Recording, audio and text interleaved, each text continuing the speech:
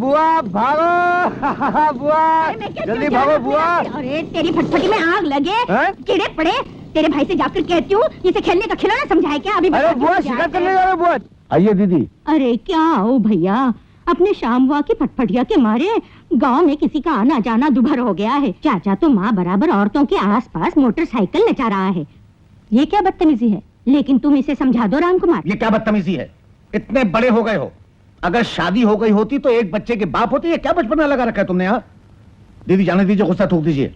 अरे बुआ यहाँ नहीं, बाहर जाके थूकेगा। चुप शैतान। भाभी 2 मिनट, और अगर चलने में कष्ट लगे तो इसमें थूक दीजिए। अरे इसे मत छेड़ा कर भैया। तो और किसे छेड़ू भाभी? मुझे छेड़ लिया करो। ये लो भैया, भाभी की सुनो।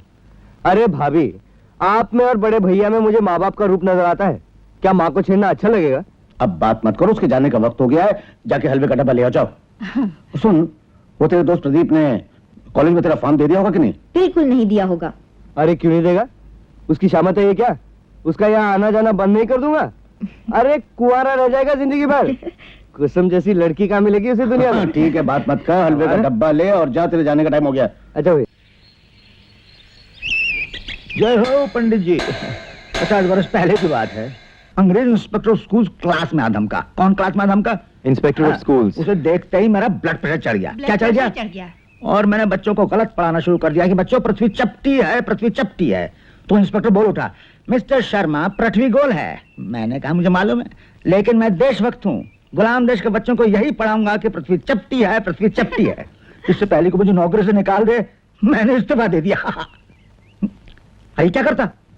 जूते साफ कर रहा हूँ पिताजी। उल्लू के पट्टे, मैं इसे मुंह पोंछता हूँ, लक्ष्मी से धुलवा देना। सॉरी पिताजी। देखो बेटा, या तो कहो सॉरी फादर, वरना कहो मुझे अफसोस है पिताजी। हाँ तो मैं क्या कर रहा था? अच्छा मैं चलता हूँ, आज एडमिशन का दिन है। काहे का दिन है? एडमिशन। हाँ। देखो लक्ष्मी, भारतीय सभ्यता और संस्कृति का आदर करना सीखो। क्या करना सीखो? आदर करना सीखो। हाँ। और भारतीय संस्कृति पति की बात पर हंसने की इजाजत नहीं देती। क्या नहीं देती? हंसने की इजाजत। लेकिन तुम औरतों और इस देश को सुधारना मेरे बस की बात नहीं। पिताजी, माँ ने ऐसा क्या कर दिया है जो आप उन पर इतना बिगड़ रहे हैं? तू भी शुरू हो गई। तेरे भैया पर बिगड़ता हूँ तो तेरी माँ बिगड़ती है, और तेरी माँ पर बिगड़ता हूँ तो तू बिगड़ने लगी। अब बोल मैं किस पर बिगड़ूं? मालिक आप बिगड़िए मत, आप हथौड़ा चलाइए मुझ पर। आ गए बाबू दमने लाला, ये वक्त है आने का। तुमको और इस देश को सुधारना मेरे बस की बात नहीं। मैंने एक सेकंड हैंड बीज बगी देखी। अच्छा? भैया ने तो नहीं दिलाने का भी वादा किया है। अगर वो मिल जाए ना तो मजा ही कुछ और होगा। हाँ यार। और हाँ, भैया भाभी वगैरह ने बहुत पूछा है तेरे लिए। अच्छा? श्याम भैया, भाभी भैया का तो पूछना सब ठीक है, लेकिन ये वगैरह का पूछना अलग ले जाकर बताइए। वगैरह? अच्छा कुसुम प्रदीप अपने देश के एजुकेशन सिस्टम को तो मैं बदल नहीं सकता। क्या नाम बताया तुमने? सुंदरी सर, सुंदरी गुप्ता। लेकिन अगर तुम जैसी ब्रिलियंट स्टूडेंट को एडमिशन ना मिले तो ये मुझ जैसे प्रिंसिपल के लिए शर्म की बात है। जाके फीस भर दो। चंद्रलोक से कब आई प्रिय? आने का कोई पत्र लिख दिया होता, कोई कार्ड भेज दिया होता।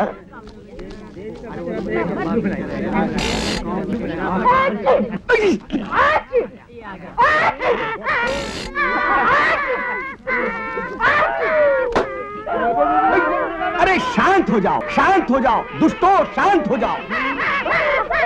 नहीं शांत होते तो मैं शांत हो जाता।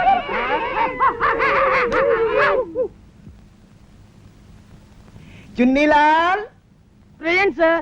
Chunnilal present sir. Chunnilal present sir. चिल्लाते क्यों? क्या मैं बहरा हूं? Pradeep. Yes sir. Shyam. Yes sir. यार ऐसा हुआ कि घबरा मत, मैंने तेरी हाजिरी दे दी। थैंक्स यार। ये लड़की कॉलेज में नहीं आई हो क्या? नयों का स्वागत करना तो हमारा फर्ज है। अब हम जैसा कहते हैं वैसा करो। गधे की बोली बोलो, गधे की बोली बोल, नहीं तो नंगा करके कथक नचवा दूंगा।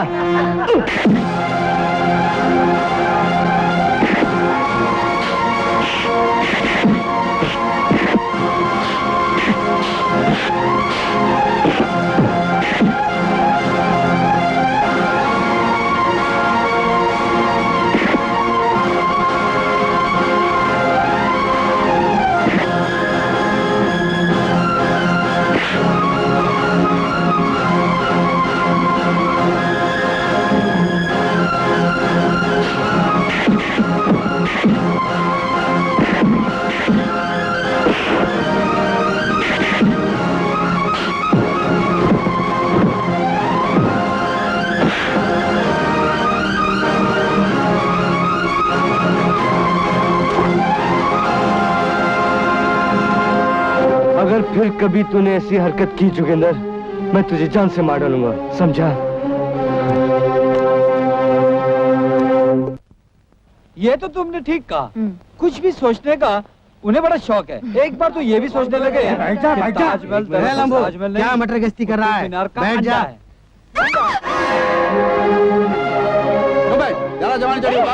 मेरी बात तो सुनिए भाई साहब। अरे चल बात कर। अच्छा देखिए, गलती मेरी ही थी, मेरा ही पाँव जरा फैला हुआ था। आप बैठ जाइए, रहने दीजिए, रहने दीजिए।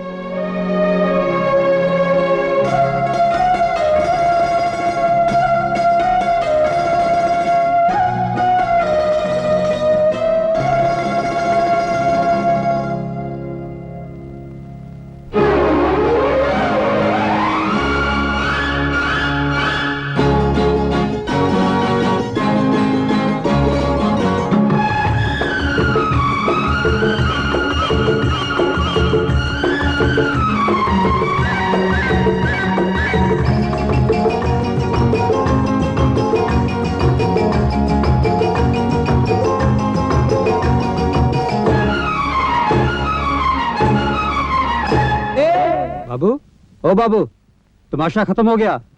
बाकी सपना घर जाके देखो। ये बड़े गौरव की बात है कि हम भारतीय हैं। काय की बात है? गौरव की बात। और भारतीय होने का अर्थ क्या है? क्या है कि हमें अपने कर्तव्यों और अधिकारों का ज्ञान होना चाहिए। क्या होना चाहिए? ज्ञान। जो तुम में नहीं है। तुम्हारी माँ करेले की कलौंजी बनाकर समझती है कि उसने देश विदेश की सारी समस्याओं का हल कर दिया। जरा प्रदीप को बुला देना। क्या हो गए? तुम खुद क्यों नहीं चले जाते? मैं? अरे बाप रे, मुझको देखकर ऐसे झपटेंगे जैसे चूहे पर बिल्ली। जाना, तू तो मेरी बड़ी प्यारी बहन है। बस बस, मस्का लगाने की कोई जरूरत नहीं। चोरी तो क्लास छोड़ के यहाँ तक चला आया। सुन बेटा, खाने पीने सोने जागने की तरह हगने मूतने का भी एक समय होता है। क्या होता है? यही तो भारतवर्ष का दुर्भाग्य है कि कोई काम ठीक समय पर होता नहीं। अरे जब सूखा पड़ जाता है तब नहर खोदने की योजना की तैयारी की शुरुआत होती है। क्या होती है? शुरुआत। काय की शुरुआत? योजना की। हाँ। अरे बेटा, तो अभी तक खड़ा क्यों है? पेशाब की हाजत रोकना नहीं चाहिए, वरना इसे निकर में मुंह देगा। जा। अरे तुम कहाँ जा रहे हो? उसके पीछे पीछे जाओ जाओ जाओ जाओ। खड़े हो जाओ। तुम्हें जाना है? नहीं। कल शाम को तू कहाँ गया था? अरे तेरे पास ही तो आ रहा था यार कि अचानक मेरी नजर एक गेहूं के बाली की तरह सुनहरी महकती हुई लड़की पर पड़ी। वो रिक्शे पर बैठकर पिक्चर जा रही थी। कहाँ जा रही थी? पिक्चर जा रही। हाँ। इतनी सुंदर थी वो, इतनी सुंदर थी वो कि मेरे मोटरसाइकिल का ब्रेक खुद ब खुद लग गया। और उसने मुस्कुराते हुए मुझे हाय कहा। मेरे हाय कहने पर उसने हाउ डू यू डू भी कहा। और सोने पे सुहागा ये कि वो मुस्कुराती गई और मुस्कुराती गई। पिक्चर तो धरी की धरी रह गई, लेकिन आहिस्ते से मैंने उसका हाथ अपने हाथों में लिया। उसका दूसरा हाथ मेरे गालों पर सुबह की ठंडी हवा की तरह चलने लगा। मैंने उसको चूमा, फिर उसने मुझे चूमा, फिर मैंने उसको चूमा, फिर उसने मुझे चूमा, और फिर हम दोनों का दिल एक गीत की अंकुर में फूटा और हम संगीत के रंग बिरंगे बादलों में उड़ते गए और उड़ते गए। हाँ?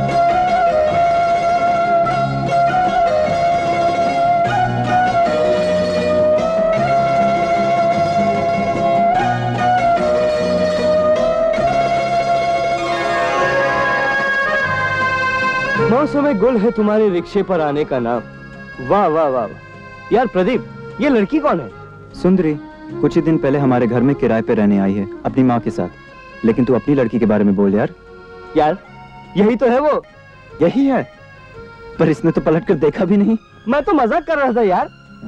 मैं तुझे एक कहानी सुना रहा था यार। तेरी वो पड़ोसन है, मुझे उससे एक दफे मिला देना यार। अरे मिला देना यार। यार उसने मेरा दिल निकालकर अपनी जेब में रख लिया है। She stolen my दिल यार। यदि कष्ट न हो तो कभी कभार भूले भटके आप लोग क्लास भी अटेंड कर लिया कीजिए, और फिर समय भी हो गया है। सर आज तो हम दोनों क्लास में जा ही नहीं सकते। क्यों श्रीमान? क्योंकि आज सत्याग्रह दिवस है। सत्याग्रह दिवस? जी हाँ बिल्कुल। आज ही के दिन राष्ट्रपिता महात्मा मोहनदास करमचंद गांधी ने नमक सत्याग्रह किया था। वाह वाह वाह, कितने महान आदर्श देशभक्त हैं। नमस्कार नमस्कार नमस्कार नमस्कार। फुटिए। अरे सुंदरी तो अपने क्लास में जा रही है। अब ऐसा करते हैं, सत्याग्रह तोड़ देते हैं और अच्छे विद्यार्थी की तरह क्लास चलते हैं। आप लोग तो महान आदर्श देशभक्त हैं। नमक सत्याग्रह करो, फिर क्लास में कैसे आ गए?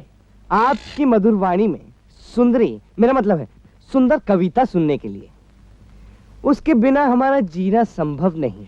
राजनीतिक दांव पे समझना आसान है, परंतु तुम दोनों की बातें समझना असंभव। पधारिए पधारिए। महाकवि तुलसीदास जी का शाम। शाम जी सर। ये किसने लिखा है? आपने सर। शांति शांति। शाम कम से कम एक बार तो मेरी तरफ देख लिया करो।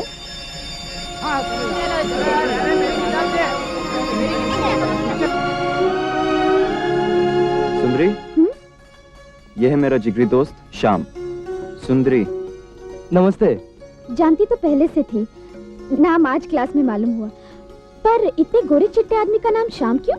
बहुत ही लंबी चौड़ी कहानी है। जब मैं पैदा हुआ था ना, तो बहुत ही काला था, काला। हुआ क्या कि डिलीवरी का टाइम हो गया और रंग के कारखाने में हड़ताल शुरू हो गई। स्टॉक में पक्का रंग था नहीं, तो इसलिए मुझ पे कच्चा रंग डाला गया। कच्चा रंग तो कच्चा रंग। मेरी माँ ने मुझे धोबी घाट भेजा, ड्रायर में डाला, वॉश मशीन में डाला और मुझे ड्राई क्लीन भी किया। और मेरी इतनी धुलाई हुई कि सब रंग निकल गया और मैं बैक टू नॉर्मल। और फिर उसके बाद बस कर। प्रोग्राम क्या है? ये पीरियड खाली है, जरा डिबेट के पॉइंट सोचूंगी। वो नेशनल ड्रेस पे होने वाली इडियोटिक डिबेट। इसमें इडियोटिक क्या चीज है? अंग्रेजों के आने से पहले भी तो हम लोग सभ्य थे। बड़े बड़े बुद्धिजीवी भी पैदा हो गए हमारे देश में। बड़े बड़े कवि, ऋषि, कलाकार, साइंसदान। कौन नहीं था हमारे देश में? वो धोती कुर्ता पहनते नहीं शर्माए? आपको धोती कुर्ता बहुत अच्छा लगता है? बहुत अच्छा। प्रणाम गुरुदेव। नमस्कार।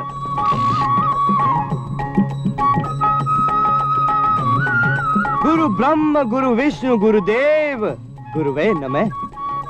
गुरुदेव, क्या मैं आसन ग्रहण कर सकता हूँ? यहाँ क्या फैंसी ड्रेस शो हो रहा है? ये आपने क्या कह दिया गुरुदेव? ये वस्त्र तो भारत की प्राचीन सभ्यता का प्रतिबिंब है और मैं ये वस्त्र पहनकर आसन ग्रहण की आज्ञा मांग रहा हूँ गुरुदेव। अब बंद कीजिए ये अपना भाषण और जाकर आसन ग्रहण कीजिए और हमें धन्य कीजिए। धन्यवाद गुरुदेव। अरे हंस क्यों रहे हो भाई? मेरी धोती खुल गई, खुल गई, खुल गई, हाँ? खुल गई धोती। Some music now.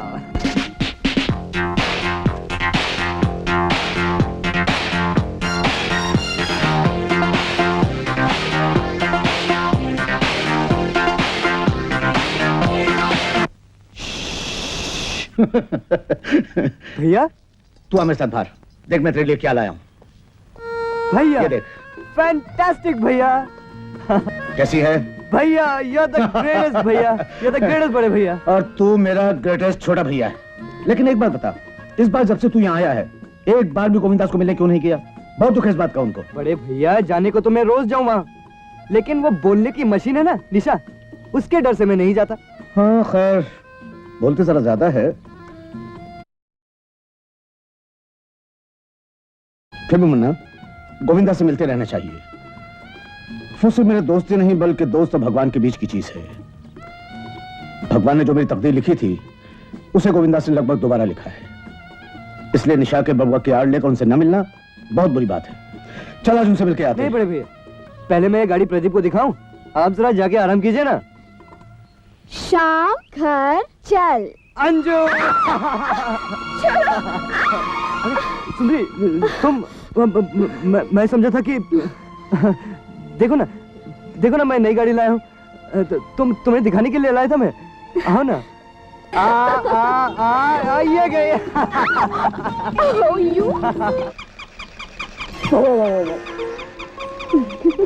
निशा इसको यहाँ बिठाओ। इतनी बड़ी हो गई, पागल ही रही। ये तो दुल्हन की जगह है। कितना भारी जोड़ा पहना है। ये भी कोई जोड़ा है? छी। अरे तुम्हें वो जोड़ा दिखाऊंगी ना जो मेरी शादी के लिए बना है तो फड़क जाओगी। कम से कम 3-3.5 किलो चांदी सोने के तार लगे हैं और ये बड़ा रूबी गले की डोरी में। कितनी अच्छी लग रही है ना दूल्हे के साथ। बुआ कहती हैं कि ऊपर से लिख के आती हैं जोड़ियाँ। निशा भी थी। बुआ आ गई, खुद ही पूछ लो। सच है ना बुआ कि जोड़ियाँ ऊपर से लिख के आती हैं? हाँ, पर गुड़िया की लगन का मुहूर्त कब का निकला है? बस घड़ी अब आया ही चाहती है। और वर का नाम क्या है? शाम। नीचे शाम आया है। शाम आया है। हाँ। शाम। अरे अरे अरे अरे अगली ऐसे ही जाएगी क्या? अब तो बड़ी हो गई है, जरा ढंग से कपड़े पहन के जा। चल। शाम बेटे, मुझे सचमुच तुमसे शिकायत है। हाँ? इतना बड़ा घर मौजूद है, फिर तुम्हें किराए के कमरे में रहने की क्या जरूरत थी? पिछले साल था अंकल, लेकिन अब बड़ा हो गया है, अलग रहना चाहता है। अरे तो पहले ही क्यों नहीं कहा? मैं आउट हाउस खाली करवा देता। हाँ। हाय। अरे आओ बेटे, आओ बैठो। Thank you.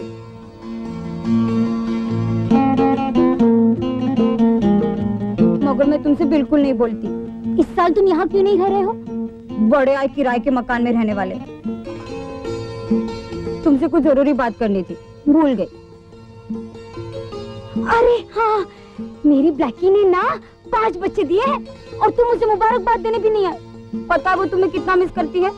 रोज तुम्हारे कमरे में जाके कू कू करती रहती है। उसे तुम्हारी तस्वीर दिखा देती हूँ ना तो वो खुश हो जाती है। अरे हाँ, पता है एक और चीज, एक दिन मैं बहुत बीमार हो गई थी। मुझे 99 टेम्परेचर हो गया था। सिर्फ 99? अरे 99। सारे घर में बहुत परेशान हो गए थे, लेकिन तुम्हें मिले बगैर मैं थोड़ी मरती। अरे तुम भी कुछ बोलो ना। बोलूं कैसे? जब से तुम आई हो तो नॉनस्टॉप बोली जा रही हो, ना कॉमा ना कुछ, फुल स्टॉप का तो सवाल ही पैदा नहीं होता। और मालूम है, अगर तुम्हें 106 टेम्परेचर होता ना तो मैं सबको लड्डू बांटता, लड्डू। नमस्ते दीदी। नमस्ते भैया। अरे तुम क्यों चाय ला रही हो? क्या नौकरों ने इस घर में हड़ताल कर रखी है? ये बात नहीं भैया, राम भैया को हमेशा मैं अपने हाथ से चाय पिलाती हूँ। और चाय के बाद मैं बुआ को अपनी मोटर में जय बजरंग बली दिखाने ले जाऊंगा। मैं भी साथ चलूंगी। हाय। कमाल है यार, ये कोई टाइम है आने का? कब से तेरा इंतजार कर रहा हूँ। तू ठीक तो है ना? शायद तू ही जल्दी आया होगा, मैं तो रोज इसी वक्त आता हूँ। शायद। लेकिन पहले कभी तो इतना बेकरार नहीं हुआ मेरे लिए, क्या बात है? यार कुछ अजीब ही चक्कर चल रहा है। हाँ। पढ़ने बैठता हूँ तो उसकी याद पढ़ने नहीं देती। लगता है कंधे पे झुकी कान में मुझसे कुछ कह रही है। अच्छा। सोने लगता हूँ तो सपने में आ जाती है। यार बहुत तंग कर रही है मुझे। कौन? कुछ करना यार। यार मैं क्या करूं? अरे भाई प्रेम करते हो, उसका हाथ पकड़ कर कह दो। कमाल है, हाथ कैसे पकड़ लूं? जब वो सामने आती है तो हकलाने लगता हूँ। यार तू ही कुछ करना, आखिर दोस्त हो। हाँ। दोस्त के लिए इतना भी नहीं कर सकता? प्रदीप, मेरी माँ की तबीयत ठीक नहीं, इसलिए मैं आज कॉलेज नहीं आ सकी। जरा मुझे नोट्स लिखवा दो ना। हाँ हाँ बैठो।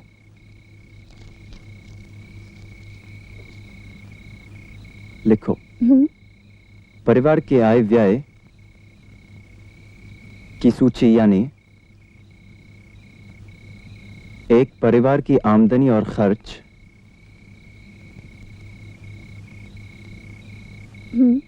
और खर्च का विवरण। प्रदीप बेटा, खाना खा ले। अभी आया माँ, जरा सुंदरी को नोट्स लिखवा दूं। सॉरी। हाँ, एक परिवार की आमदनी और खर्च का विवरण।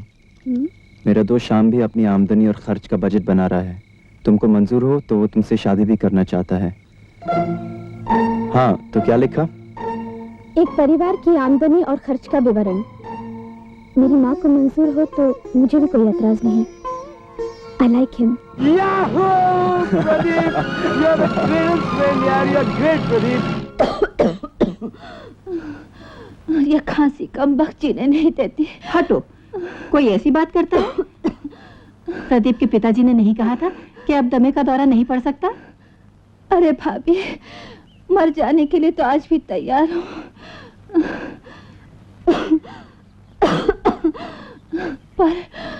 पर सुंदरी का कुंवारापन भी तो ढोना है।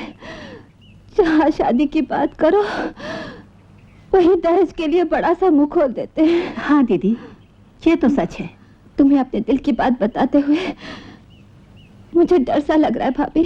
हम दोनों के बीच ये डर कहाँ से आ गया? बोलो। प्रदीप और सुंदरी बड़े प्यार से मिलते हैं।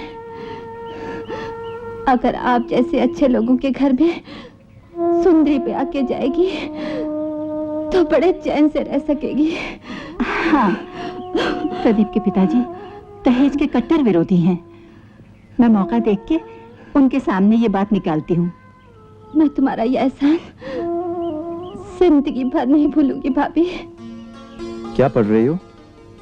मैं एक संदेश। मैं भी संदेश ही लाया हूँ, शाम का। हाँ? बड़ी बेचैनी से तुम्हारा इंतजार कर रहा है। कैसे जाऊंगी प्रदीप?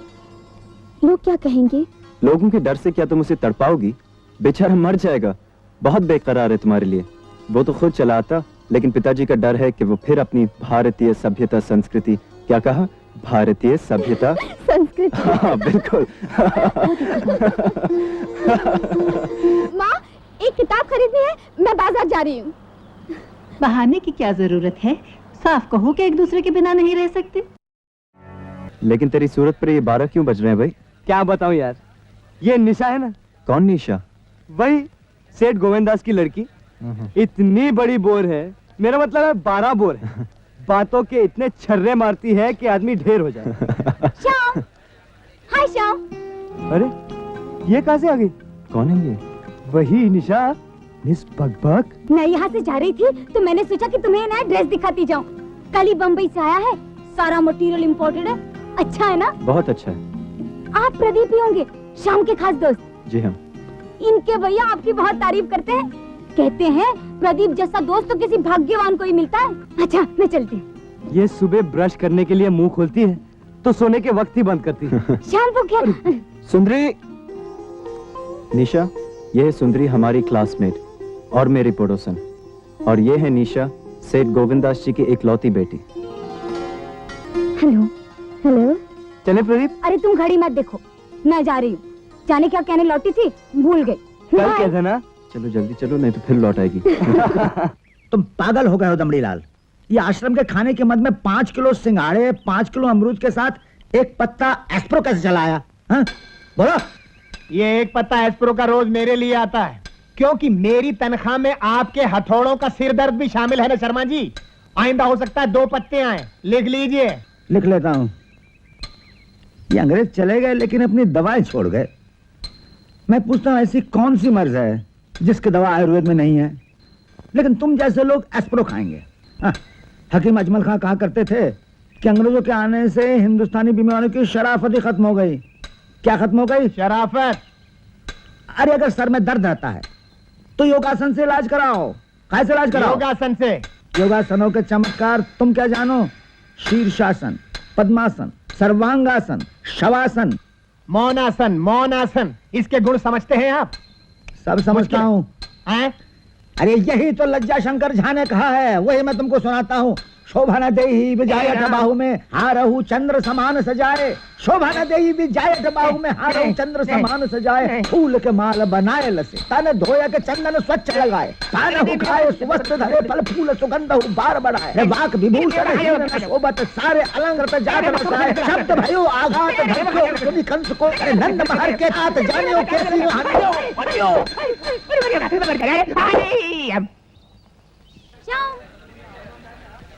लो आ गई बकबक। हाय श्याम। अरे भागो, जान बचा के भागो।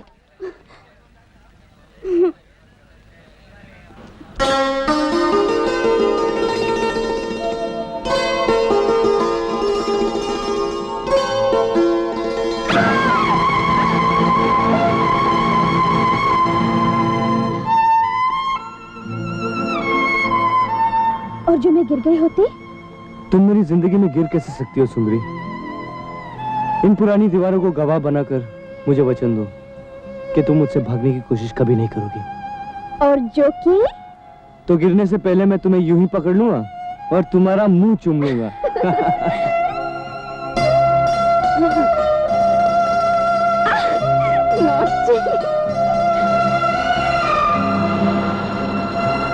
क्या हम लोग किले में रहेंगे?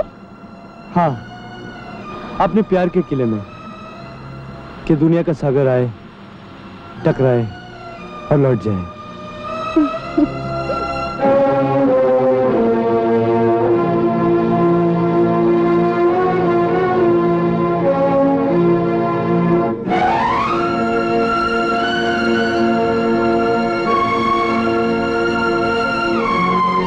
ओह, मिस्टर प्रेम का पुल मेरे लिए है।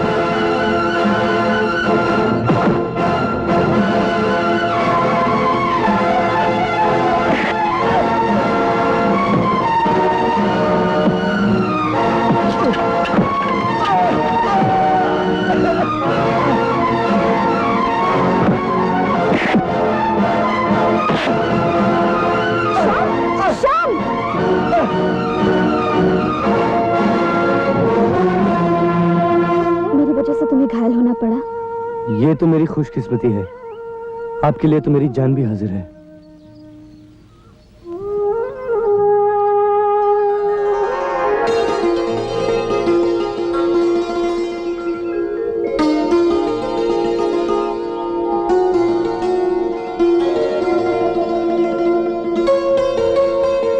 मेरे खून का टीका तुम्हारे माथे पे कितना अच्छा लग रहा है। इससे पहुंचो मत, ऐसे ही रहने दो।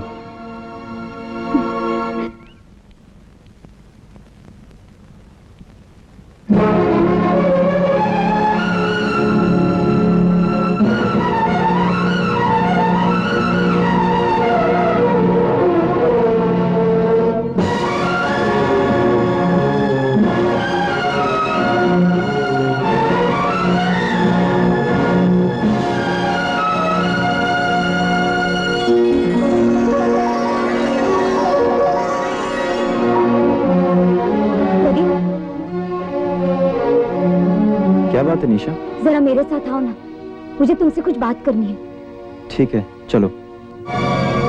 ये देखो, ये देखो, ये देखो, ये देखो,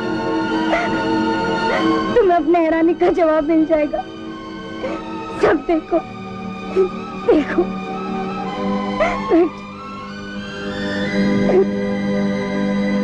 देखा, शाम को देखे बगैर मेरे मन में न सूरज निकले न चांद। जब से होश संभाला है उसी को पूछ रही हूँ। बचपन में जब हम ब्याह का खेल खेला करते और उस खेल में भी अगर शाम का ब्याह किसी और लड़की के साथ हो जाता तो मैं 2 दिन तक रोती रहती। कॉलेज की दीवारों पर जो लिखा है प्रदीप, उसको तो मैं सच नहीं मानती, मगर तुम शाम के दोस्त हो, एक बात समझ लो, शाम के बगैर मेरे जीने का कोई मतलब नहीं। दीवारों पर जिसने लिखा था उसकी तो हमने खूब पिटाई की। मुझे बहन मानकर मेरे सर पे हाथ रख के कहो कि शाम और सुंदरी का कोई चक्कर नहीं, और चक्कर नहीं तो लोग बातें क्यों बनाते हैं? लोगों के कहने का क्या है निशा? देखो, तुम मुझे अपनी गाड़ी में कॉलेज से यहाँ ले आई, कल ये लोग कुछ तुम्हारे और मेरे बारे में बोलने लगे, तो क्या ये सब सच होगा? Thank you very much. तुमने मेरी जान बचा ली, नहीं तो आज मैं मर ही जाती। अब मेरा एक और काम कर दो, शाम तुम्हारी बात को झूठ नहीं मानेगा। उसको जाके कह दो कि निशा उसके लिए पागल हो रही है। मैं कहूँ? और कौन कहेगा? मैं तो रोज कहना चाहती हूँ, मगर वो जब आता है तो इधर उधर के 1000 बकबक करती हूँ, मगर दिल की बात नहीं कह सकती। ठीक है, मैं कह दूंगा। अब तुम पागलपन की बात ना करो प्रदीप, सब कुछ जानते बूझते भी तुम पैगाम लेके आए हो। उसका सारा कमरा तुम्हारी तस्वीरों से भरा हुआ है यार। तो उसे कहो कि अपने मुंह पर मेरी एक तस्वीर चिपका दे। यार प्रदीप, मैं एक जीता जागता इंसान हूँ। वो फोटो फ्लैश स्टूडियो है ना, उसके पास भी मेरी हजारों तस्वीरें पड़ी हुई हैं। इसका मतलब नहीं कि मैं उसके स्टूडियो से शादी कर लूं। प्रदीप यार, तू मेरा दोस्त है या उसके बाप की इकलौती पासबुक का ब्रोकर? शिट यार।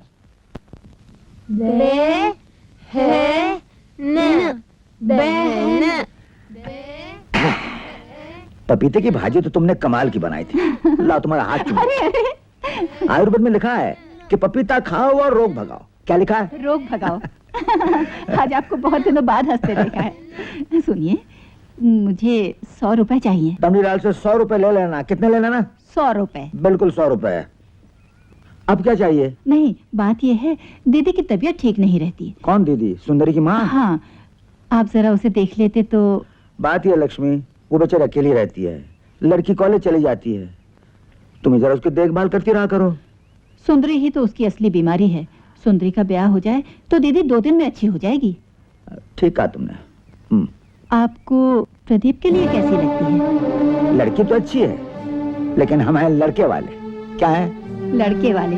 और प्राचीन युगों से यह परंपरा चली आ रही है कि बात करने आते हैं लड़की वाले। कौन आते हैं? लड़की वाले। बात तो उन्होंने ही निकाली थी। और तुमने हाँ कह दिया तो मैं ना कहता हूँ। नहीं, आपसे पूछे बिना मैं हाँ कैसे कह सकती थी? मैंने कह दिया आपसे पूछ के बताऊंगी। अब कह दूंगी आपने ना कह दिया है तो मैं हाँ कहता हूँ। अच्छा, लेकिन प्रदीप की शादी तभी होगी जब अंजलि की शादी हो जाए। अभी महीना भर पहले मेरे बड़े मामा जी रिश्ता लेकर आए तो थे। वो कानपुर वाला? हाँ, लेकिन आपने तो कोई जवाब ही नहीं दिया। लड़का अच्छा लगे तो दोनों शादियाँ एक साथ हो सकती हैं। ठीक कहा तुमने लक्ष्मी, खर्चा भी कम होगा।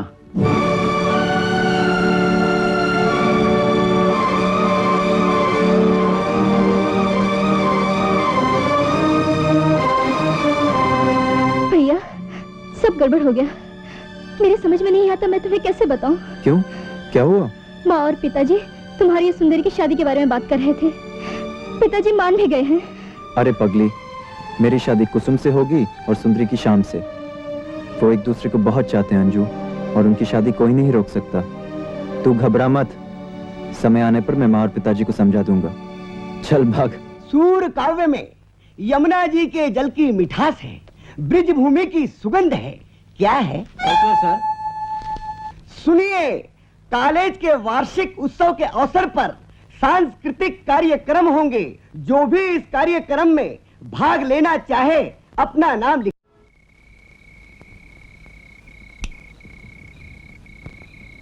भाभी, दीदी खाना खा लिया? नहीं भाभी, बिटिया अभी तक नहीं आई। मुझे बहुत डर लग रहा है। घबराना नहीं। हाँ प्रदीप, जी प्रदीप बेटे, सुंदरी तुम्हारे साथ नहीं आई? नहीं तो नहीं आई। आप मत घबराइए, मैं अभी ले आता हूँ। अच्छा बेटे।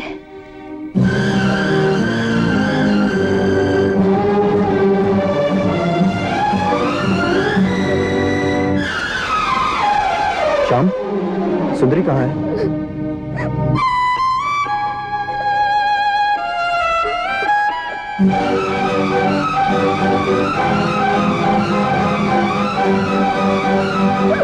घर चलो सुंदरी।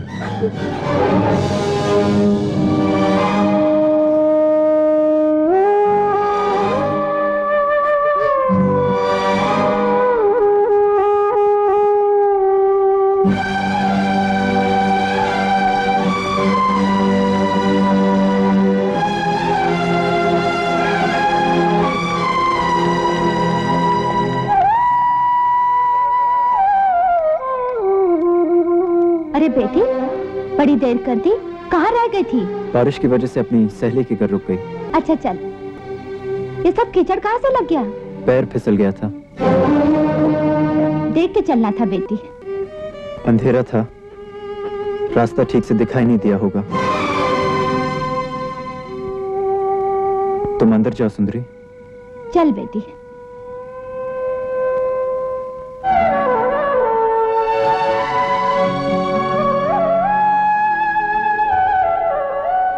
मुझसे बहुत बड़ी गलती हो गई प्रदीप, आई एम सॉरी। वाह, किसी की जान गई और आपकी अदा ठहरी। गलती हो गई। अगर तुम्हारी गलती उसके पेट में सांस लेने लगी तो? तुम तो ऐसे बातें कर रहे हो प्रदीप जैसे मैं कोई राक्षस हूँ। मैं सुंदरी से प्यार करता हूँ। अगर ये गलती ना हुई होती तब भी मैं उससे प्यार करता। अब सुंदरी मेरा प्यार भी है, मेरा कर्तव्य भी। हाँ प्रदीप, मैं कल ही सुबह 8 बजे भैया को लेकर सुंदरी का हाथ मांगने आता हूँ।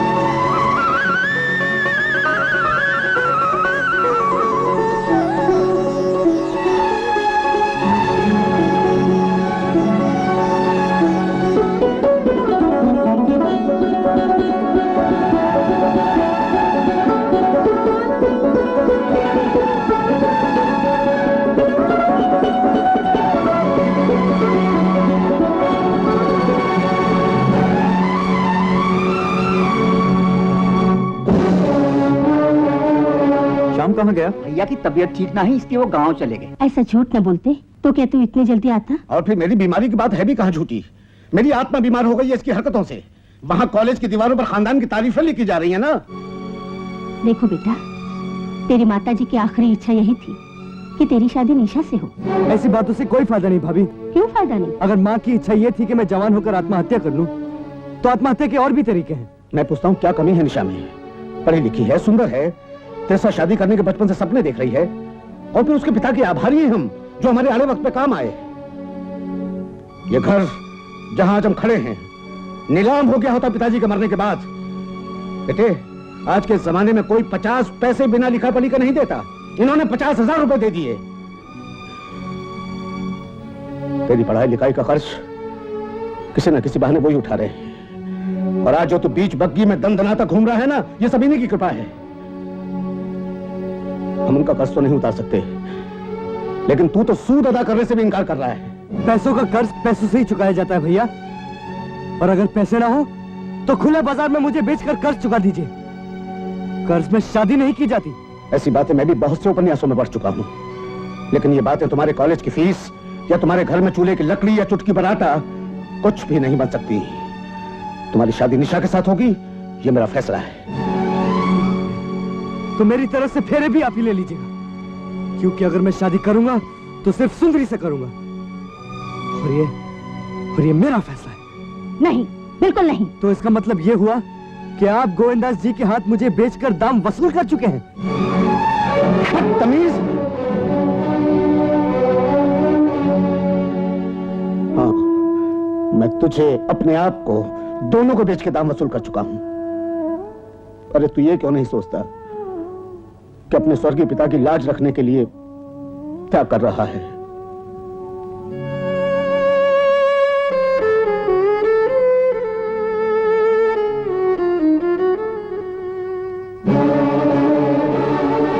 हम उनका कर्ज तो नहीं उतार सकते, लेकिन तू तो सूद अदा करने से भी इनकार कर रहा है। और जो मैं गिर गई होती?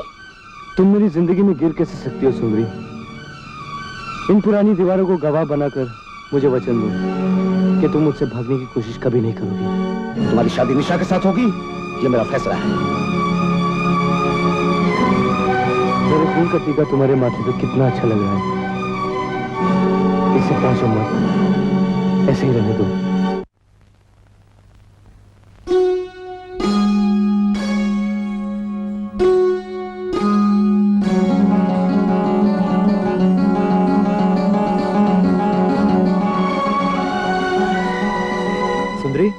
श्याम ने तुम्हें खत लिखा है? सच? मान लो कि लिखा है। सच बोलो ना। तुम्हारी बेकरारी मुझसे बर्दाश्त नहीं होती। लो।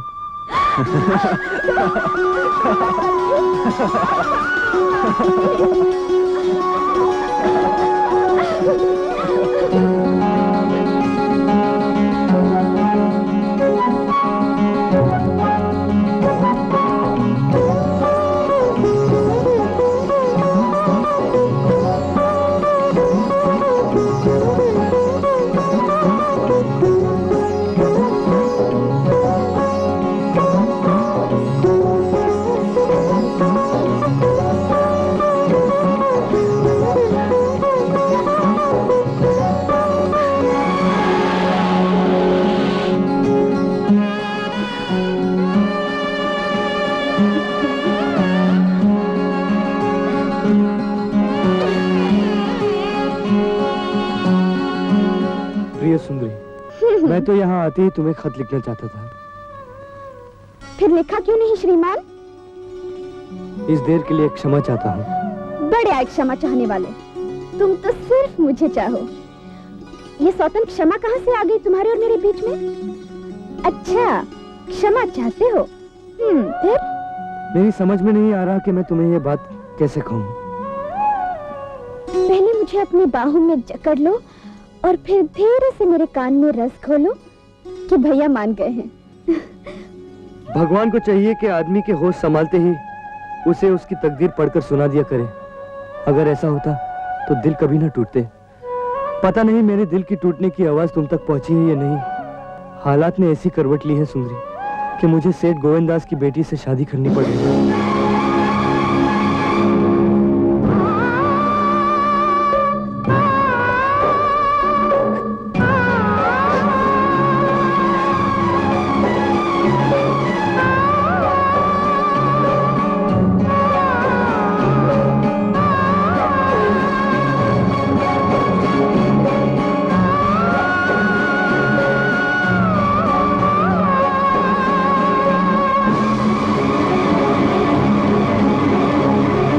इस शादी से हमारी इज्जत तो बच जाएगी, लेकिन मुझे डर लगता है हमने कहीं शाम की जिंदगी में जहर तो नहीं घोल दिया।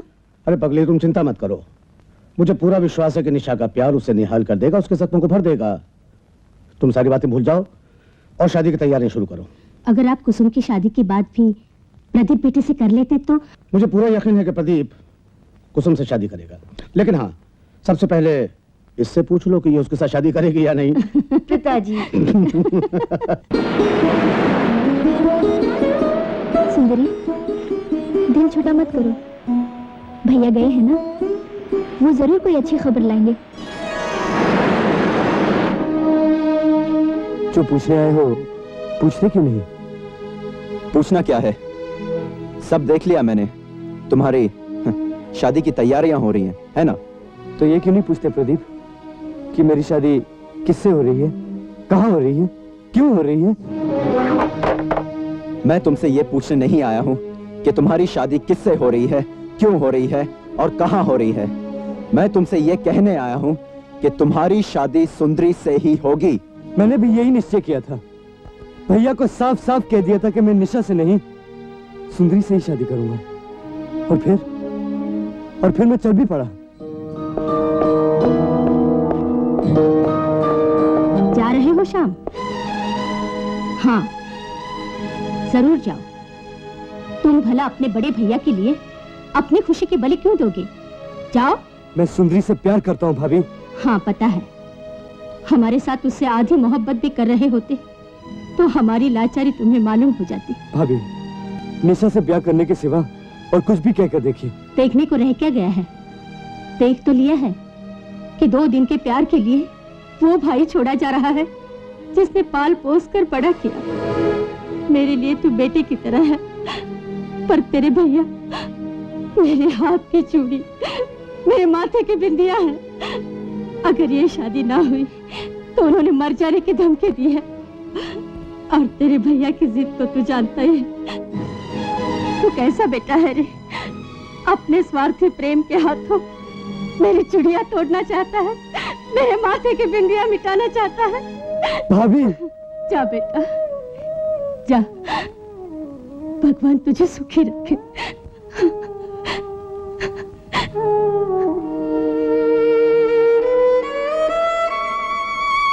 भैया, ऐसा मत कीजिए भैया। और इस तरह मैंने अपने भाई को मरने से बचाया। अब तुम ही बताओ प्रदीप, मैं क्या करता? बोलो प्रदीप, बोलो मैं क्या करता? तुम जो भी कहोगे मैं करने को तैयार हूं प्रदीप। बोलो मैं क्या करूं प्रदीप? इन हालात में और किया भी क्या जा सकता है? कर्तव्य की जिन जंजीरों में तुम जकड़े हुए हो, उन्हें तोड़ना तुम्हारे लिए नामुमकिन है। अच्छा श्याम, मैं चलता हूं। अरे बाबू दमड़ी लाल, शाम की शादी का कार्ड तो देखो, कमाल का है। जितने में एक कार्ड पड़ा होगा उतने में तो किसी गरीब की बेटी की शादी का सारा खर्चा निकल जाए। और भाषा से भी प्राचीन भारत की सुगंध आ रही है। जी मैं पढ़ता हूँ, जो शब्द का अर्थ मालूम ना मुझसे पूछ लेना। जी। श्री रामलाल। श्री रामलाल के अनुज का मतलब जानते हो? छोटा भाई। हाँ, श्री श्याम कुमार का विवाह श्री गोविंद दास की सुपुत्री सौभाग्यवती निशा के साथ दिनांक 6 जून 1982 को संपन्न होगा। जी। आपसे अनुरोध है, अनुरोध का मतलब जानते हो? अर्थ ना? हाँ, कि आप सपरिवार पधारने की कृपा करें। जी, विनीत रामलाल। जरूर चलेंगे शादी में।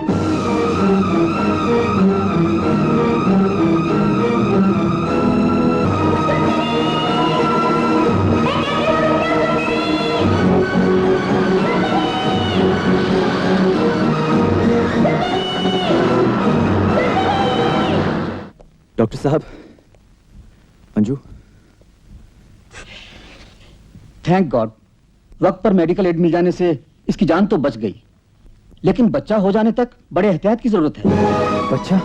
जी हाँ। पाप और प्रेम में बहुत थोड़ा फर्क होता है डॉक्टर साहब। अगर लोगों को ये बात मालूम हो गई तो इस बिन ब्याही लड़की की जिंदगी बर्बाद हो जाएगी। मैं समझता हूँ।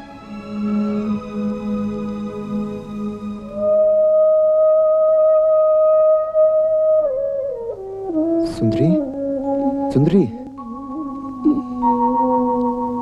तुमने ऐसा क्यों किया? जिनके कर्म भी क्या।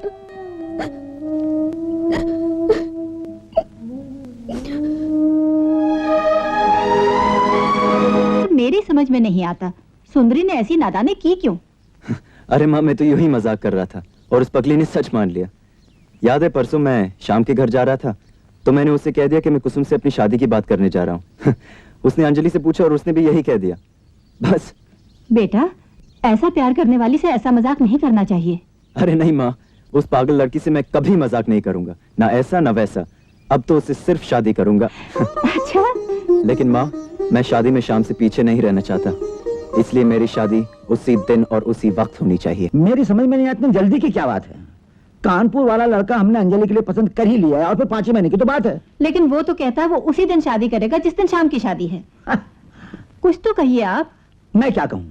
मैं प्रदीप के ब्याह के प्रस्ताव पर तब तक विचार ही नहीं करूंगा जब तक कि अंजलि के फेरे ना पड़ जाएं। लेकिन कुछ सोचिए तो सही। बस। ये क्या, खाना तो खा लेते। बस खा लिया।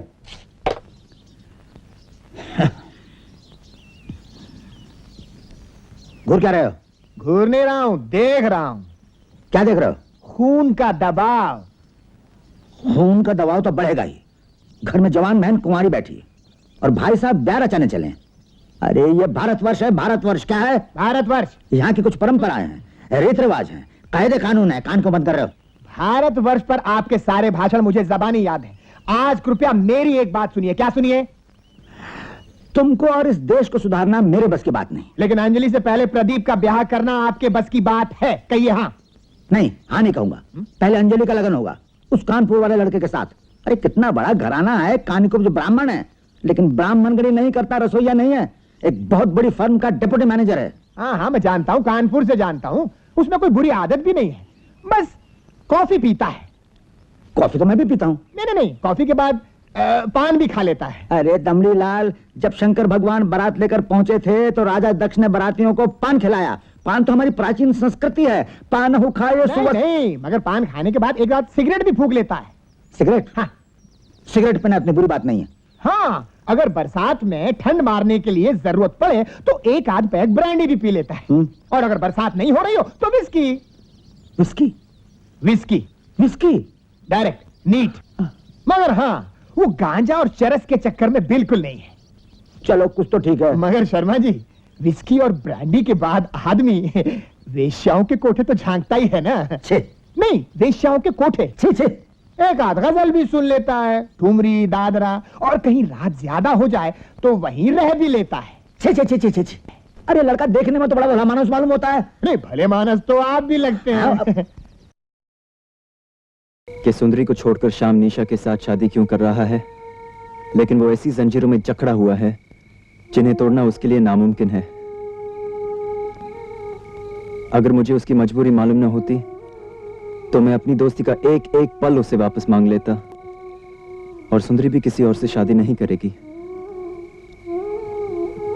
आज तो हमने उसे आत्महत्या करने से रोक लिया, लेकिन जब उसे पता चलेगा कि वो मां बनने वाली है तब उसे कोई नहीं रोक पाएगा। कोई भी इज्जतदार लड़की ये नहीं चाहेगी कि वो शादी से पहले मां बने। इसलिए इस आंगन की तुलसी की रक्षा करने का मैंने फैसला किया है। सुंदरी से मैं शादी करूंगा। ठीक है या गलत, ये सोचने के लिए मेरे पास वक्त नहीं। अच्छा है या बुरा, इसका फैसला करने की मेरी उम्र नहीं। लेकिन सुंदरी को बचाने के लिए और कोई रास्ता नहीं। तुम उसकी सहेली हो, तुम्हें उसे शादी के लिए राजी करना होगा, लेकिन शादी होने तक उसे यह मालूम ना हो कि वो मां बनने वाली है। बुझते हुए दीपक को जलाए रखने की कोशिश में मुझे तुम्हारी मदद चाहिए अंजलि। कभी नहीं। मैं उन्हें भाई मानती हूँ अंजू। लेकिन भाई मानने से वो भाई तो नहीं हो गया ना। फिर ये रक्षा बंधन का देश है। राखी का रिश्ता खून के रिश्ते से बड़ा होता है। जब भी तो वो रक्षा करने के लिए आगे बढ़ रहे हैं। नहीं,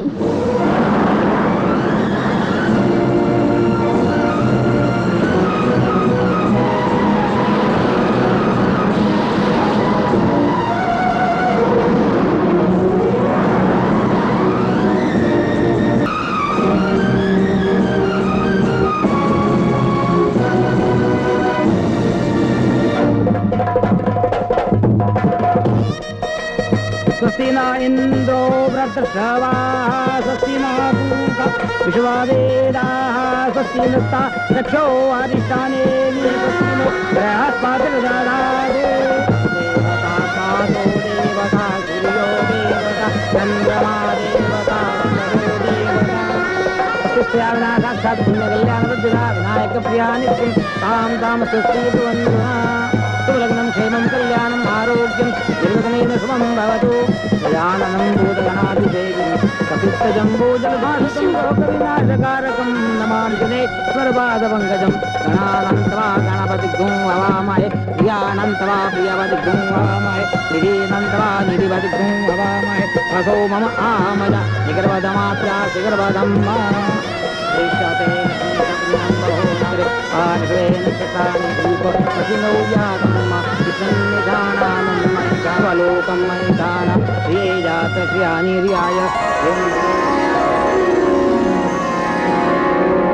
दिनों से चक्कर आ रहे हैं और मतली से भी लगती है। कर तो आएंगे ही बेटी, और मतली भी होगी। लगता है प्रदीप ने तुम्हें भी नहीं बताया। क्या नहीं बताया? जब तुम यहाँ पहली बार लाई गई थी तो गर्भवती थी। डॉक्टर! क्यों, क्या हुआ? डॉक्टर, डॉक्टर पानी, डॉक्टर! नर्स, पानी लाओ।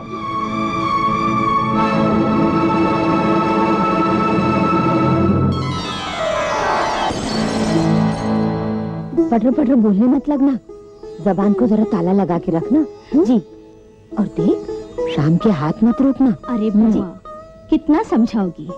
या फिर बैठी जाओ ना पलंग के नीचे। देखो, मेरा देवर बड़ा शर्मिला है, सारी मेहनत तुम्हें को करनी पड़ेगी। सुन।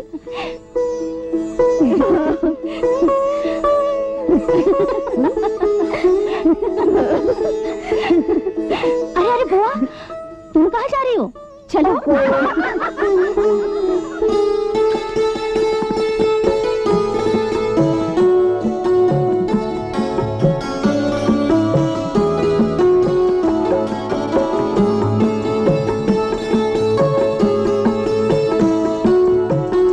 दरवाजा बंद कर देना।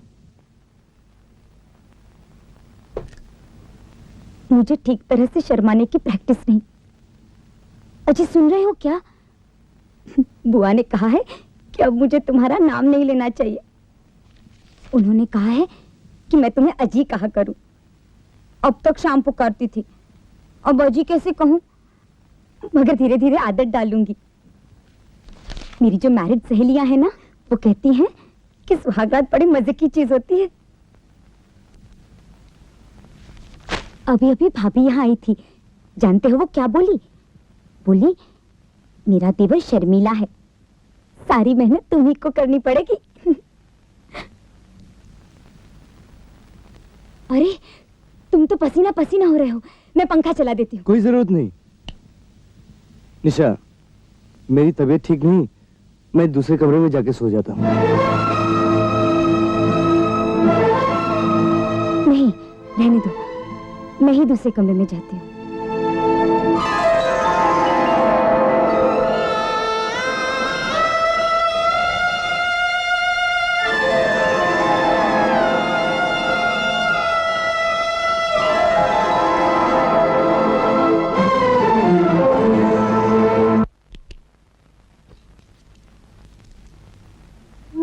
अरे निशा, तू यहाँ क्या कर रही है?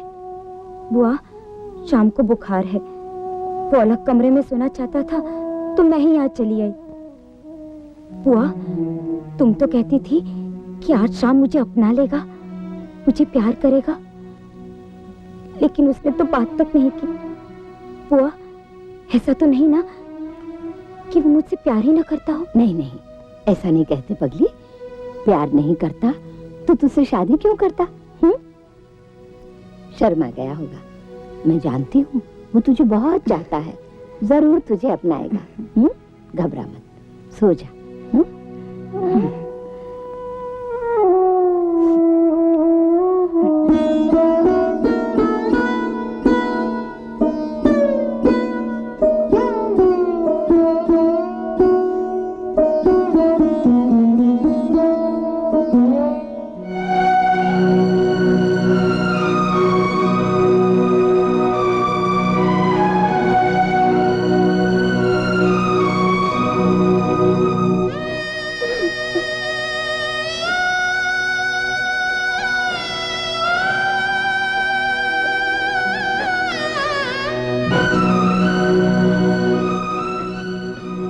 माथे की कलंक को अपने नाम के सिंदूर से छिपा दिया है।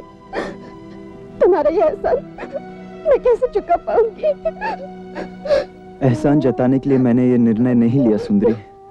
तुम्हारे दर्द को बांटने के लिए मैंने एक दोस्त का फर्ज निभाया है। तुम मेरे पास शाम की अमानत हो। हमारा रिश्ता वही है जो फेरों से पहले था। नहीं प्रदीप, प्रदीप ने मुझे दादा बना दिया। इतने कम समय में इतना बड़ा काम। अरे दमड़ी लाल, समझ गया। ले बेटा मिठाई खा। किस बात की माँ? अरे तू बाप बनने वाला है। थोड़ा मत मारो, मैं मारूंगा थोड़ा। मत मारो थोड़ा, तुम क्या मारते हो? मत मारो मत मारो मत मारो अपना यहाँ थोड़ा। दमड़ी चाचा, आप नींद में क्या बड़बड़ा रहे हैं? हथौड़ा मत मारो, हथौड़ा हथौड़ा। अरे बैठो बैठो बैठो बैठो बैठो, बताता हूँ। तुम्हारे पिताजी के हथौड़ों की चोटों ने मेरी ये हालत बना रखी है। गनीमत है कि मैं जिंदा हूँ और इस पेड़ के नीचे हूँ। चाचा, हाँ। मुझे ये बताइए, आप जो ये बार बार हथौड़ा हथौड़ा कहते हैं, ये आखिर है क्या चीज? समझाता हूँ। तुमने रामायण तो पढ़ी है ना? हाँ। वनवास में गए श्री रामचंद्र जी को वापस लौटाने के लिए भरत जी गए। वहां अपने बड़े भाई श्री रामचंद्र जी से हाथ जोड़कर उन्होंने कहा कि हे प्रभु, आप वापस चलिए और सिंहासन स्वीकार कीजिए। तब श्री रामचंद्र जी बोले, अनुज भरत, अपने पिता को दिए गए वचन को निभाना पुत्र का धर्म है। अपने कर्तव्य के पालन में सदा सजग रहना पुरुष का कर्म है। सत्य पालन, कर्तव्य निष्ठा, आदर्श जीवन, प्रजा सेवा ये राजकुमार का ध्येय है। इसलिए मैं पिता को दिए गए वचन का उल्लंघन नहीं कर सकता। फिर उस वाक प्रवाह में भरत जी बह गए, परंतु थोड़ी देर के बाद जब उनको होश आया तो उन्होंने कहा, भैया आप सिर्फ इतना ही कह सकते थे कि मैं नहीं आऊंगा, ये हथौड़ा क्यों? भरत जी के मुंह से निकला हुआ वो हथौड़ा आज तक भारतवर्ष में प्रचलित है। अच्छा। हाँ, और ये हथौड़े भी तरह तरह के होते हैं। कई लोग घड़ी की आवाज की तरह टन टन हथौड़ा मारते हैं। हाँ। तुम्हारे पिताजी के हथौड़े को लोहे का हथौड़ा कहा जाता है। मारा तो चारों खाने चित, इसे कहते हैं आयरन हैमरिंग। अच्छा, कुछ दूसरे लोगों को यदि हथौड़ा लगने का एहसास न हो तो ऐसे नाजुक हथौड़े को रबड़ हथौड़ा कहते हैं। क्या कहते हैं? Rubber hammering. कोई कोई पूरे जन समुदाय पर हथौड़ा मारते हैं, इसे कहते हैं सामूहिक हथौड़ा, मास हैमरिंग। देश के नेता लोग भाषण वगैरह करते हैं ना, वो सब इस हथौड़े के अंतर्गत आता है। अब थोड़ी देर के लिए समझ लो कि मैंने तुम्हारे पिताजी के खिलाफ बगावत कर दी और उन पर हथौड़ा चलाया। हालांकि ये असंभव बात है, मगर थोड़ी देर के लिए समझ लो कि मैंने उन पर हथौड़ा चलाया। इसे कहते हैं उल्टा हथौड़ा, रिवर्स हैमरिंग।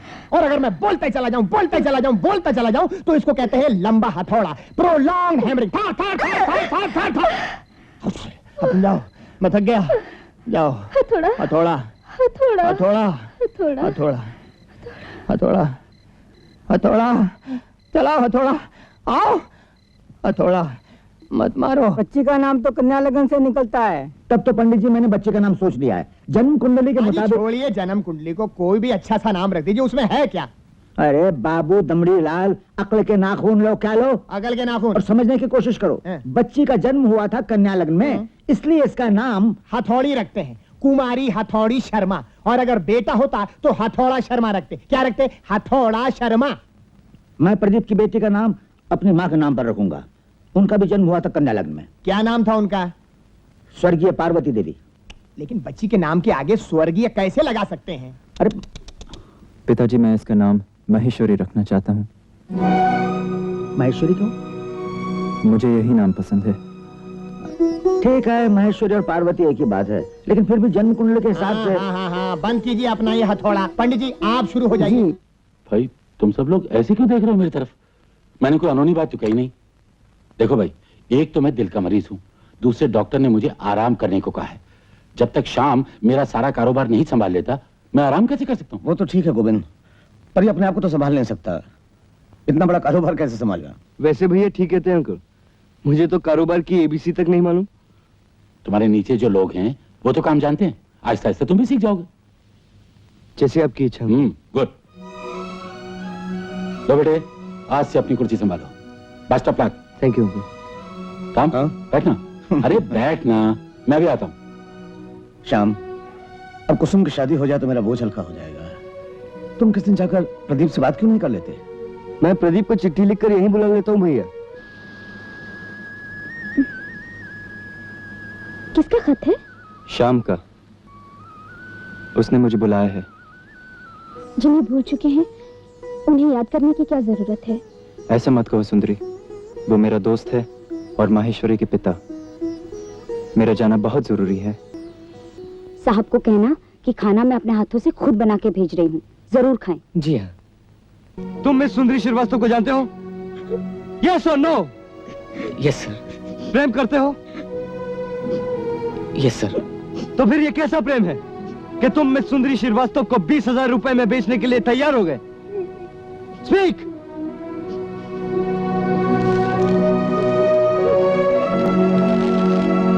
ये लो 21,000 रुपए, और आज से तुम मेरे हुए, और तुम्हारी शादी वो सामने रोती हुई मिस सुंदरी श्रीवास्तव से ही होगी। और नरेश, अगर तुमने इस शादी में कोई भी गड़बड़ी की तो मुझसे बुरा कोई भी नहीं होगा। Now get out. Thank you sir.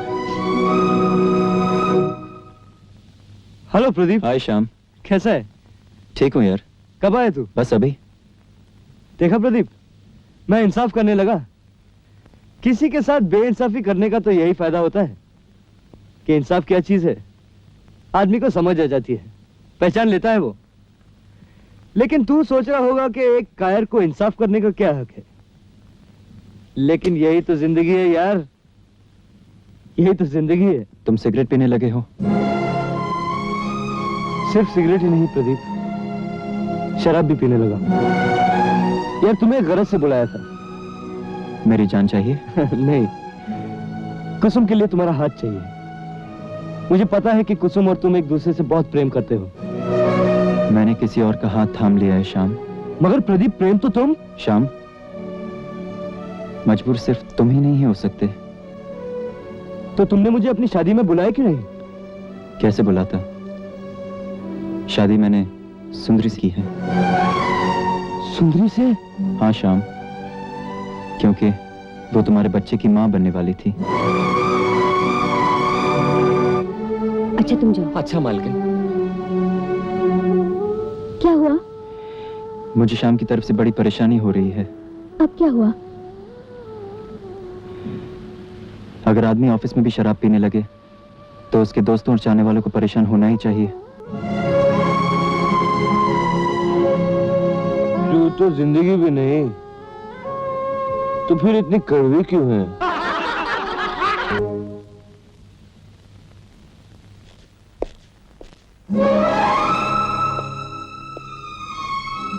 I'm sorry निशा, तुम्हें जागना पड़ा।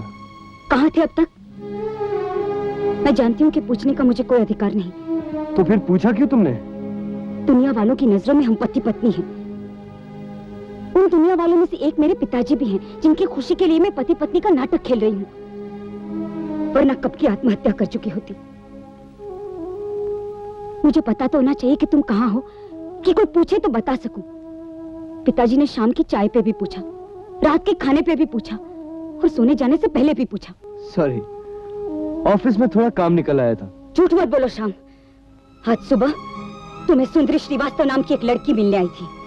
तुमने उसे 21,000 रुपए देकर उसकी शादी की समस्या हल कर दी। इस बात पर खुश होकर कर्मचारी कल तुम्हें फूल माला पहनाने वाले हैं। फिर थोड़ी देर तुमने अपने पुराने दोस्त प्रदीप से बातें की। उसके बाद तुमने शराब पीनी शुरू कर दी। चिल्लाओ मत निशा, आहिस्ते बोलो। आहिस्ता क्यों बोलूं?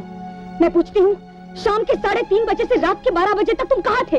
Damn you निशा! मैं तुम्हारे बाप की कोई ब्लडी फैक्ट्री नहीं हूँ कि तुम्हारे इशारों पे चलूं या बंद हो जाऊं, समझे तुम? मैं भी तुम्हारे भैया की सो कॉल लाइब्रेरी में पड़ी हुई कोई सेकंड हैंड किताब नहीं हूँ कि चुपचाप गर्द खाती रहूं। कहाँ थे तुम? नया पैसा देखा तो अय्याशी शुरू हो गई। निशा क्या? वो 21,000 जो खर्च करके तुम देवता बने हो, मेरे पिता के हैं। ये 7,500 का सूट, ये 50,000 की अंगूठी। रुक क्यों गए? मारो ना। I'm sorry निशा। मुझे मेरा दोष बताओ श्याम, मुझे मेरा दोष बताओ। सेठ गोविंदास की इकलौती बेटी होने पर मेरा तो कोई बस नहीं है। निशा, प्यार में गलती नहीं होती। निर्दोष तुम भी हो और निर्दोष मैं भी।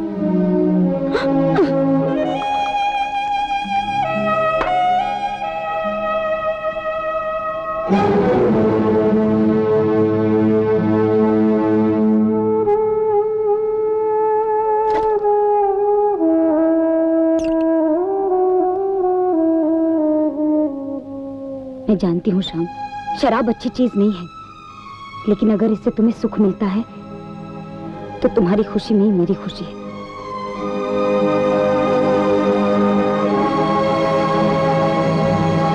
कमाल करती हो। भगवान तुम्हें दर्शन देने के लिए काशी में बैठे हुए हैं।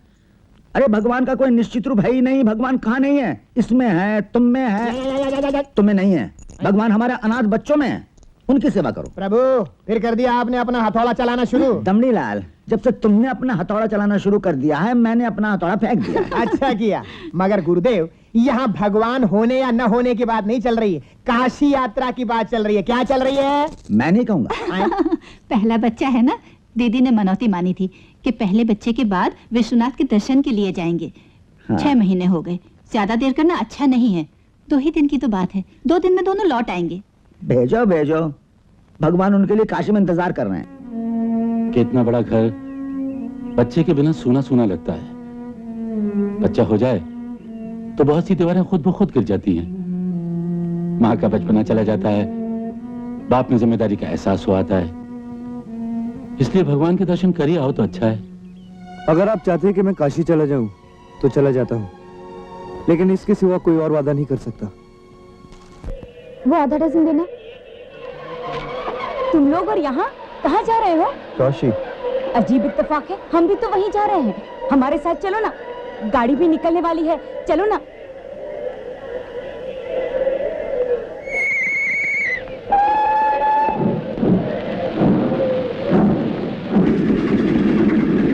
तुम दोनों ने शादी कर ली और हमें कार्ड तक नहीं भेजा। अरे हाँ, हमारा कार्ड तो मिल गया होगा ना? हाँ, वो कार्ड मेरे लिए बहुत कीमती है। तुम्हारी शादी की जरा भी खबर होती तो हम जरूर आते। हमें क्या गैर समझ रखा है? समझा तो अपना ही, पर देखो सुंदरी, हमारे बीच परवर आ ही नहीं सकता। आइले आइले आइले आइले मेरी गुड्डी, क्या नाम है मेरी गुड़िया का? महेश्वरी। अरे, मेरी सास जी का नाम भी महेश्वरी था। तब तो आप हमारे लिए सास हो गई। देखा सास जी, आपका बेटा कितना गुमसुम बैठा है। लीजिए, संभालिए अपनी माँ को।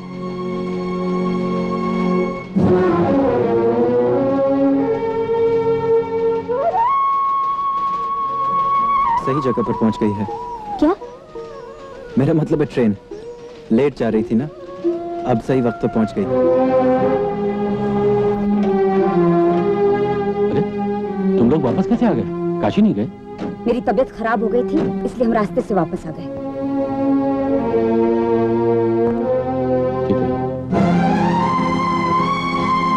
जरा रुको श्याम, सुंदरी की परछाई को बाहर छोड़ के आओ।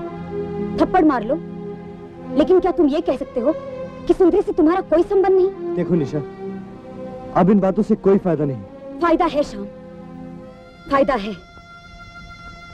मैं आज तक एक कुंवारी पत्नी हूँ, मगर मैंने कोई शिकायत की? मैंने आज तक तुमसे पत्नी का कोई भी अधिकार मांगा?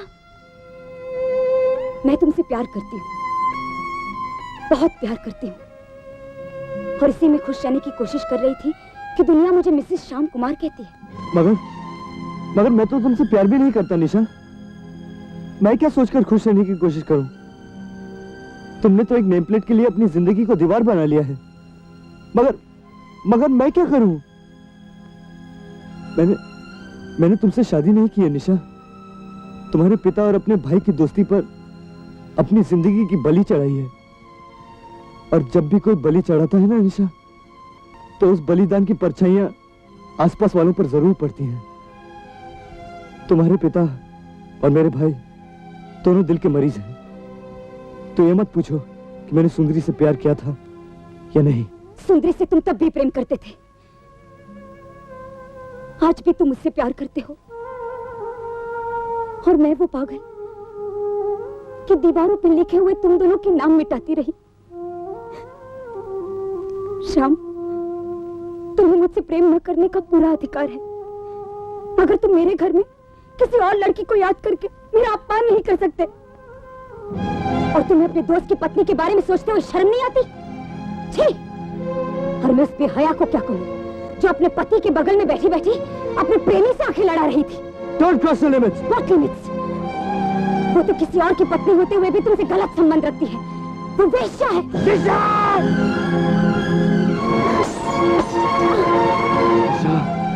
ये भूल जाना कि तुम्हारी जिंदगी में कोई शाम आया था। आज मैं तुम्हारे साथ अपने सारे रिश्ते नाते तोड़ के जा रहा हूँ।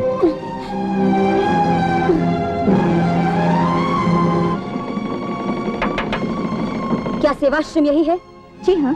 आपको किससे मिलना है? प्रदीप से। आपका परिचय? श्रीमती निशा श्याम कुमार। भाभी, तो आप यूं गैरों की तरह क्यों बात कर रही हैं? प्रदीप तो मेरे भैया हैं और श्याम भैया को मैं राखी बांधती हूँ। कैसे है भैया? अच्छे हैं, बहुत अच्छे हैं। मैं ही तुम्हारे दो भाइयों के बीच में पिस गई हूँ। दोनों ही मुझसे झूठ बोले और अब सच एक बड़े राक्षस की तरह मेरे सामने खड़ा दांत निपोड़े मुझ पर हंस रहा है। मैं उन्हीं झूठों का निपटारा करने आज यहाँ आई हूँ। शाम को तो खैर मैं क्या कहूँ, मगर प्रदीप को मैं कभी क्षमा नहीं करूंगी। ऐसा क्या कर दिया है भैया ने? जो दिल किसी और का था उस पर मुझे अपने नाम की तख्ती लगाने दी तुम्हारे भाई ने। भाभी, आप क्या कह रही हैं? आपको पता है मेरे भैया तो देवता हैं। तभी उस देवता ने श्याम की रखैल को अपनी पत्नी बना रखा है। भाभी, लग गई मिर्चें। मैंने अपनी आंखों से देखा है श्याम और सुंदरी को आंखें लड़ाते हुए, और तुम्हारा देवता भी वहीं मौजूद था, सब कुछ देख रहा था और बच्ची को सुलाने की कोशिश कर रहा था। मेरा भैया तो देवता है, खुद तो चैन से जी रहा है, बाल बच्चों वाला हो गया, और मैं अपनी फूटी हुई तकदीर के टुकड़े इकट्ठा करने में लहूलुहान हुई जा रही हूँ। मेरे भैया से ज्यादा दुखी तो इस दुनिया में शायद ही कोई हो। आपके जीने का तो फिर भी कोई अर्थ है, लेकिन मेरे भैया के जीने का तो कोई अर्थ ही नहीं। आपको अपना श्याम तो मिल गया, लेकिन मेरे भैया को कुसुम नहीं मिली। क्यों? क्योंकि उन्होंने श्याम भैया की बेटी को अपना नाम देना ज्यादा जरूरी समझा। श्याम की बेटी? जी हाँ, वो बच्ची सुंदरी भाभी के प्रेम और श्याम भैया की पाप की निशानी है। इसमें उस बच्ची का क्या कसूर था? वो क्यों सजा भुगतती? इसलिए मेरा भैया श्री राम की तरह आगे बढ़ा और उसने इस युग के अहल्या सुंदरी को चीनी के रास्ते पर लगा दिया। आप मेरे उसी भैया से निपटारा करने आई हैं, और मान सकती है तो ये भी मान लीजिए कि सुंदरी इस घर में बहू की तरह नहीं, बहन की तरह रह रही है। जिंदगी का हिसाब तो आपको साफ करना है भाभी। आपके कारण श्याम भैया का जीवन तबाह हो गया। वो सुंदरी को ना पा सके, भैया कुसुम को ना पा सके, एक मासूम बच्ची अपने पिता को ना पा सकी। और आपका दुर्भाग्य तो ये है कि इतनों को इतना से अलग करने के बाद भी आप श्याम भैया को ना पा। पिताजी, आप कब आए?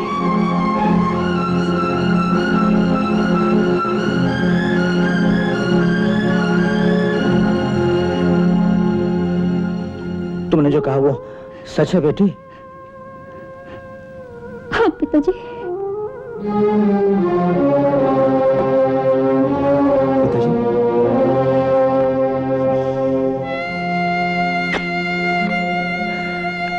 आज से मैंने इस बच्ची का नाम बदल दिया प्रदीप।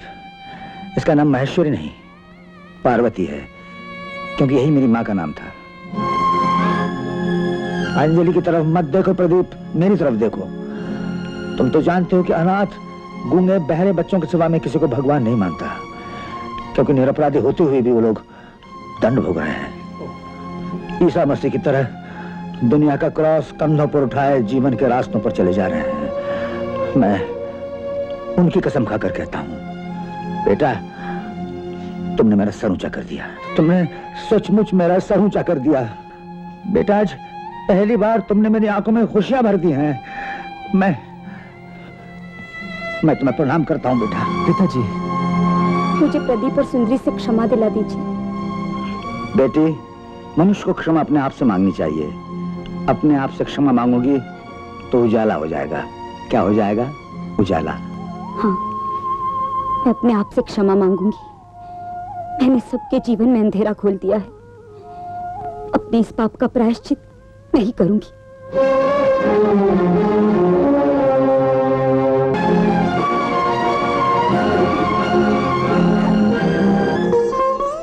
जो कोई बीच में टंगड़ी मारना चाहे तो मुंह अंधा ही हो जाए।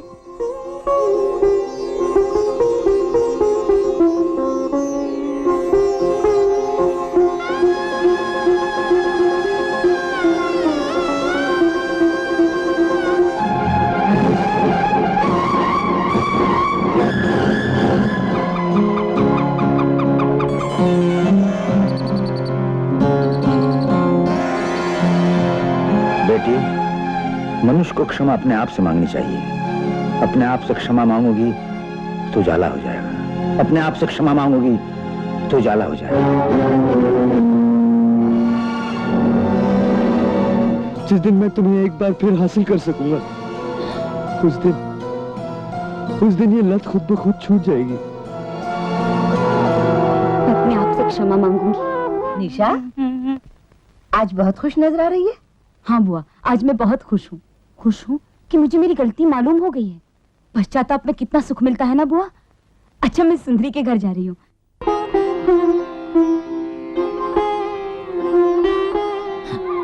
अरे सुंदरी, मैं तुम्हारे ही पास आ रही थी। तो क्या हुआ, मैं तुम्हारे पास आ गई। मतलब तो पास आने से है ना। कल मेरा बर्थडे है तो पिताजी ने जिद की तुम्हें रात के खाने पर जरूर बुलाऊं। अरे ये कितने मजे की बात है। कल मेरा भी बर्थडे है और मैं भी तुम्हें रात के खाने पे बुलाने जा रही थी।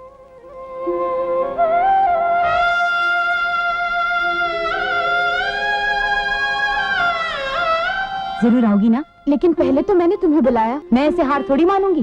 कल रात के खाने पर मैं आऊंगी, लेकिन दिन के खाने पर तुम और प्रदीप जरूर आना। और हाँ, हमारी सास जी को भी ले आना। जरूर।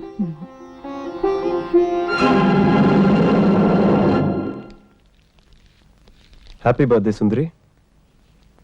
थैंक्स प्रदीप।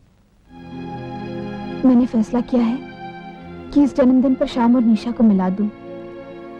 शाम को खत लिखा है कि आज वो निशा के घर जरूर आए। वो निशा से बहुत नाराज है प्रदीप, इसलिए तुम ही उसे वहां ले जा सकते हो। मेरा ये काम जरूर कर देना। हाँ सुंदरी। ये रहा खत। महेश्वरी कुकू कुकू अल्ले अल्ले अल्ले अल्ले। बात क्या है? आज हमारी बेटी बहुत खुश है। अरे हाँ, आज तो तेरी सालगिरह है। जीती रहो, जीती रहो। पिताजी, मुझे आज अच्छा सा आशीर्वाद दीजिए। भगवान तुझे लंबी उम्र दे। क्या दे? लंबी उम्र। लंबी उम्र मैं क्या करूंगी पिताजी? आशीर्वाद दीजिए कि मैं शाम और निशा को मिला सकूं। मेरी ये इच्छा पूरी हो जाएगी तो मेरा जन्म सफल हो जाएगा। तेरी इच्छा अवश्य पूरी होगी। जीती रहो।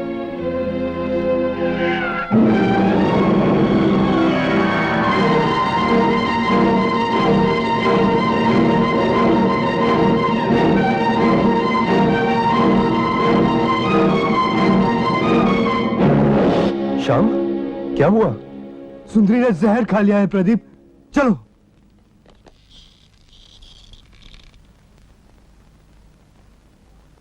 निशा। सुंदरी,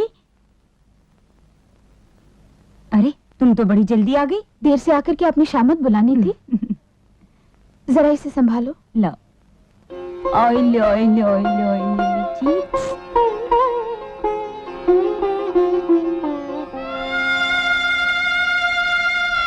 जन्मदिन मुबारक हो निशा। बड़ी आई जन्मदिन की मुबारक देने वाली। मेरे जन्मदिन पर खाली हाथ झुलाती चली आई। मेरा बर्थडे गिफ्ट कहाँ है? मेरा बर्थडे गिफ्ट तो तुम्हारी गोद में है।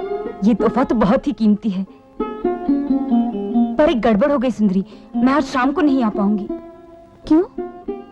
अचानक कहीं और जाना निकला।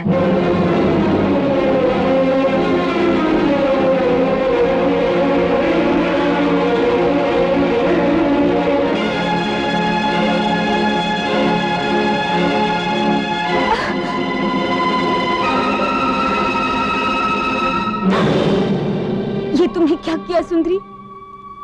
मैं तो तुम्हारे रास्ते से हटना चाहती थी। तुम मेरे रास्ते में हो ही नहीं तो हटोगी कैसे? सबके रास्ते की दीवार तो मैं हूँ। तुम्हारे और शाम के बीच की दीवार, प्रदीप और कुसुम के बीच की दीवार। मेरे हट जाने के बाद दिलों से दिलों तक जाने वाले सारे रास्ते साफ हो जाएंगे, है ना? सुंदरी, तुम्हारा ये रंग, ये मौत का रंग है निशा। सुंदरी, सुंदरी, आज मैं तुम सबकी जुदाइयां समेटकर अपने साथ ले जा रही हूँ। मैं मर रही हूँ श्याम। सुंदरी, सुंदरी, मरना मुझे भी आता है सुंदरी। जो काम आता है वो करने में क्या मजा श्याम। जीना सीखो और निशा को जीना सिखाओ। सुंदरी, सुंदरी, अपने प्यार की धूप छांव में मेरी बेटी को पाल के बड़ा करो। निशा, निशा, आज मैं तुम्हें अपना शाम दे रही हूँ। अगले जन्म में इससे प्यार न करना। कभी ना कभी शाम मुझे मिलना चाहिए ना। सुंदरी, और प्रदीप, अपनी और कुसुम की पहली बेटी का नाम सुंदरी रखना। मैं तुम दोनों को खुश देखना चाहती हूँ प्रदीप। और सुंदरी, सुंदरी, सुंदरी।